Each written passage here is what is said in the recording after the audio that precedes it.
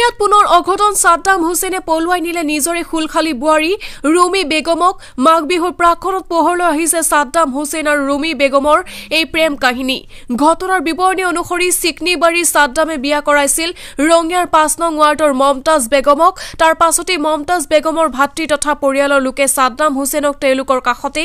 ঘৰ বনাবলৈ মাটি অকন দিয়ে কবলৈ গলে একেখন চোতালতে থাকিবলৈ মাটি দিলে মমতাজ আৰু সাদ্দামক সাদ্দাম ভিনদেউকক বহু মৰম কৰিছিল মমতাজৰ ভাতৃয়ে ইমান মৰম বিশ্বাসৰ পিছতো সাদ্দামে বিশ্বাসঘাতকতা কৰিলে নিজ পত্নীৰ ভায়েকৰ পত্নীক পলুৱাই নিলে সাদ্দামে ইফালে ৰুমি বেগমো কম নহয়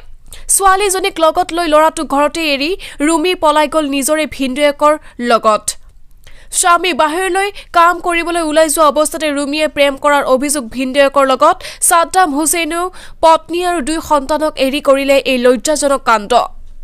ৰুমি বেগমৰ স্বামীৰ স্পষ্ট কথা তাইক মই আৰু নাৰাখো জুৱা বস্তু গল ছোৱালীজনীক ৰাখিম ইফালে ৰঙিয়া আৰক্ষী থানাত এজাহাৰ দিছে পৰিয়ালৰ লোকে অৱশ্যে এতিয়ালৈ সন্ধান ওলোৱা নাই সাদ্দাম ৰুমি আৰু ৰুমিৰ ছোৱালীজনীৰ কি হৈছিল মানে হেয়াতো নিজুৰ ভিনেক এটা হয় আমাৰ নিজাৰ ভিনেক এটা হয় মোৰ ফেমিলিৰ লগত ভাল মইতো গম পোৱা নাই মই ফেমিলি পুৰা বিশ্বাস কৰিছিলোঁ আৰু ফেমিলিটো যি এনে কৰিব মই কিন্তু ভাবা নাছিলোঁ যে নিজৰ ভিনেক এটা হৈ পেলাই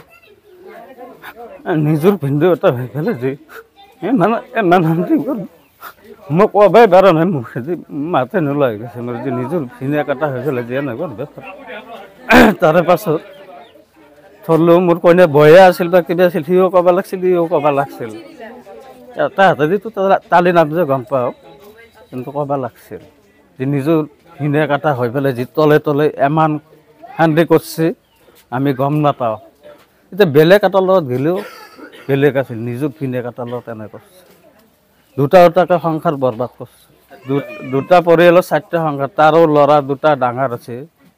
ভিনদেউৰ ল'ৰা দুটা ডাঙৰ ল'ৰা এটা ছোৱালী এটা ডাঙৰ আছে মোৰো ল'ৰা এটা ছোৱালী এটা ছোৱালীটোৰ 7 বছৰমান আছে ল'ৰাটোৰ 11.5 বছৰমান আছে যে এহেঁতি কৰিব চলি পলি থৈ মই কেতিয়াও ভাবা নাছিলোঁ মই আকৌ গমেই নাপাওঁ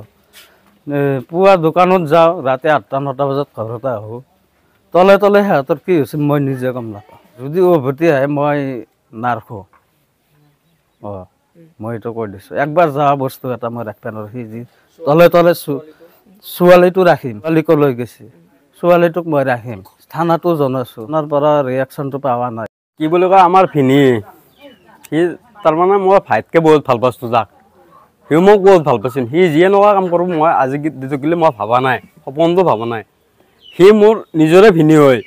সি যি মোৰ বৌক লৈ পলব কিবা কৰিব সেইটো আমি সপোনটো ভবা নাই আমাৰ বনি এটা আছে তাৰো সংসাৰ দুটা কিন্তু সেনেকুৱা কৰিব নালাগিছিল আপোনালোকে কেছ দিছে থানাত মায়ে বাবাহঁতে কেছ দিছে কিন্তু এতিয়া গ'লে থানাও লোৱা নাই একো ইনফৰ্মেশ্যন কৰা নাই হেৰি কৰা নাই কিন্তু থানাত মই আৰু একবাৰ যাব দিছিলোঁ মাহঁতক যি কৈছিলোঁ যি জাগান তুন্দে হেৰি মাথা মাৰ যি থানা একবাৰ লোকেশ্যন ৰঙিয়াত থকা বুলিও কৈছিল সিদিনা ৰাতি কি কেইটামান বাজিছে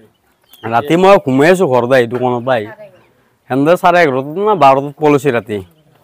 12টাত পলোৱাৰ পিছততো মইতো গমেই নাপাওঁ আমি ঘুমাই আছোঁ ইয়াতে সি থাকে তাতে বৰডেকাৰ লগত আছে বৰডেকাৰ পিছত মোক আহি কেনে কৈছে যে পলাই গ'ল আৰু তাক তেতিয়া কৈছোঁ কেনেকৈ গুচি গ'ল তই থাকাতে আগে পিছে গম পোৱা নাই কেতিয়া গম পোৱা নাই এতিয়া সি গম পালোঁ চব কাহিনী গ'লে ভবা নাই আমি বেলেগৰ হৈ আহিলে সন্দেহ কৰোঁ আমি কেতিয়াও সপোনটো আমি ভবা নাই যে মোৰ ভিনি তাক লৈ যি যাব কিবা কৰিব সেইটো সপোনটো ভবা নাই সেইটো জানিলেতো বেলেগ কথা আছে ন পলাই লৈ গৈছে যোৱা বৃহস্পতিবাৰে 9 তাৰিখে 11 বজাত পলাই লৈ গৈছে ৰাতি আপোনালোকে গম নাপায় নেকি গম পোৱা নাই আমি পিছত ভাইটি পেচা পৰিব উঠাতে আৰু দেখা পালা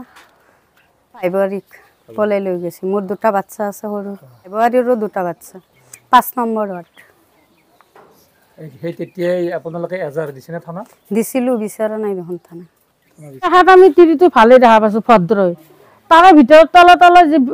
ভিনাকৰ লগত তেনেকৈ প্ৰেম প্ৰীতি কৰি আছে আমিতো নাজানো পাছত 12টা বজাত গম পালোঁ সাহকে যায় কৈছে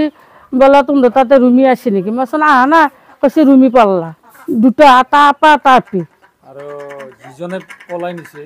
দুজনে পলাই নিছে তাৰো ল'ৰা এটা আপি এটা তাই দেখা গমেই পোৱা নাই আমি এইফালে যাওঁতেহি গম পালোঁ তাই আনে আৰু এইখন মানে কি এটা চোতালতে আছিল এটা চোতালতে আগা পিছে কি সাবধান হুছেইন এগৰাকী পলাই গৈছে তেওঁৰ নাম ৰুমি বেগম বুলি কয় না বিবি কয় সেইটো নাজানো আৰু অৰিজিনেলি চিকনিবাৰী ঘৰ আছিল বিয়া কৰাৰ পাছত হৈ ৰাখতে নিউজ ডেস্ক ৰিপৰ্ট ডেইলি 24